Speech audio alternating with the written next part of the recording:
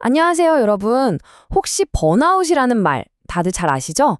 그런데 오늘은 그 번아웃에 잘 알려지지 않은 어쩌면 더 무서운 사촌격인 보어아웃에 대해 이야기해 보려고 합니다.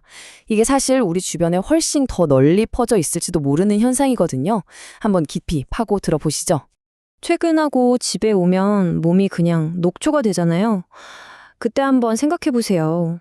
내가 오늘 일이 너무 많아서 이렇게 힘든 걸까?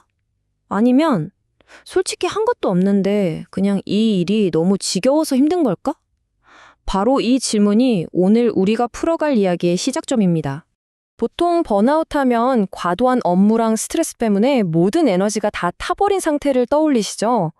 그런데요, 그 정반대편에 보아아웃이 있습니다. 이건 스트레스가 너무 없어서, 즉 도전할 만한 일도 없고 일에서 아무런 의미도 찾을 수 없을 때 생기는 문제예요. 겉으로 보기엔 둘 다 무기력해 보일 수 있지만 그 원인은 완전히 반대라는 거죠. 자, 그럼 이 보아웃이라는 게 대체 뭘까요? 도대체 어떤 상태를 말하는 건지 그 정의부터 한번 명확하게 짚고 넘어가 보겠습니다. 한마디로 말하면 만성적인 지루함 같은 거예요. 일이 너무 쉽거나 매일매일 똑같은 일만 끝없이 반복되거나 아니면 내가 지금 이걸 왜 하고 있지 싶은 생각이 들 때요. 이럴 때 우리 뇌가 필요한 자극을 전혀 받지 못하면서 결국 깊은 무기력과 불만족에 빠져버리는 거죠. 이 표를 보시면 차이가 확연히 드러납니다. 번아웃은 너무 많은 자극, 너무 큰 압박감, 너무 빠른 속도 때문에 온다면 보아웃은 그 반대예요. 자극은 부족하고 도전할 일은 없고 일은 한없이 단조롭죠. 근데 여기서 중요한 점은요. 원인은 정반대지만 결국 둘 다 사람을 지치게 만든다는 거예요. 그렇기 때문에 해결책도 당연히 완전히 다른 방향으로 가야겠죠. 이 증상들 보시면서 혹시 좀 찔리는 분 계신가요? 시간이 정말 지독하게 안 가고 사실 할 일도 별로 없는데 괜히 모니터 쳐다보면서 바쁜 척 해본 경험. 그러면서도 속으로는 누가 나 일하는 거 보면 어떡하지? 불안해하고요. 근데 진짜 신기한 건 그렇게 스트레스 하나 없이 편하게 하루를 보냈는데도 집에 오면 완전히 방전된 것처럼 피곤하다는 겁니다. 자, 그럼 이런 지루함, 이게 그냥 개인의 기분 문제로 끝나는 걸까요? 절대 아닙니다. 이 권태가 사회 전체에 얼마나 어마어마한 비용을 발생시키는지, 왜 우리가 이 문제를 심각하게 봐야 하는지 지금부터 살펴보겠습니다. 약 580조 원. 네, 정말 천문학적인 숫자죠. 이게 뭐냐면요. 갤럽의 보고서에 따르면 전 세계 직원들이 자기 일에 몰입하지 못해서 발생하는 연간 생산성 손실액입니다. 그리고 바로 이 보어아웃이 그 거대한 손실의 핵심 원인 중 하나라는 거죠.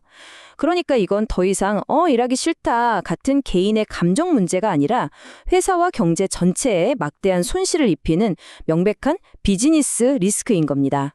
현실은 이 그래프가 보여주듯이 더 암울합니다.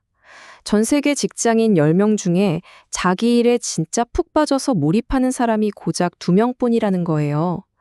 그럼 나머지 8명, 무려 79%는요. 그냥 월급날만 기다리면서 시간만 보내고 있다는 거죠.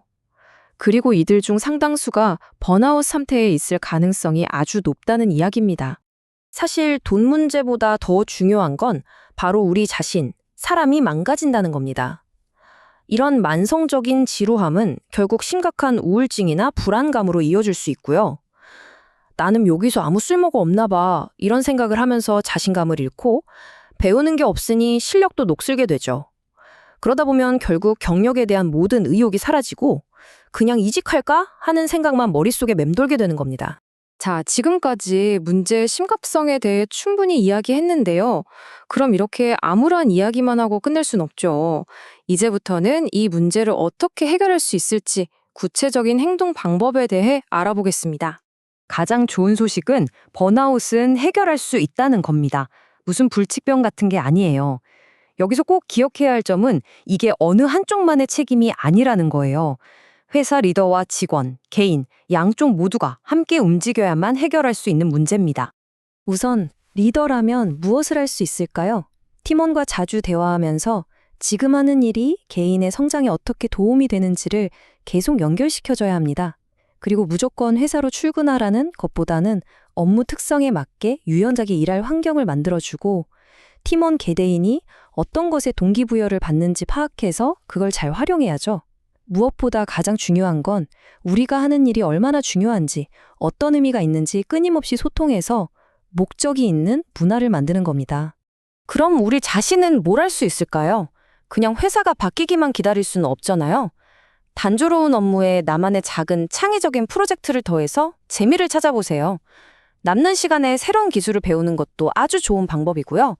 다른 부서 사람들과 일부러라도 교류하면서 새로운 기회를 찾아보거나 용기를 내서 저에게 더 중요한 일을 맡겨주세요 라고 요청할 수도 있습니다. 이 모든 과정이 망망하게 느껴진다면 경험 많은 멘토를 찾아가서 조언을 구하는 게 정말 큰 도움이 될 겁니다. 자, 이제 오늘 이야기의 결론을 정리해 볼 시간입니다. 우리가 오늘 나눈 이야기에서 꼭 기억해야 할 핵심 메시지는 뭘까요? 결국 이 한 문장으로 모든 게 요약됩니다. 직원이 지루함과 무기력에 빠져 있는 걸 보고도 그건 네 개인 문제지 라며 침묵하는 것. 그건 그냥 산 사람의 리스크에서 끝나는 게 아니라는 거예요. 결국엔 회사의 생산성과 혁신, 나아가 미래까지 위협하는 아주 명백한 비즈니스 리스크라는 사실을 절대 잊으면 안 됩니다. 마지막으로 이 질문을 스스로에게 한번 던져보면서 오늘 이야기를 마무리할까 합니다. 하루 8시간 혹은 그 이상을 쏟아붓고 있는 당신의 일.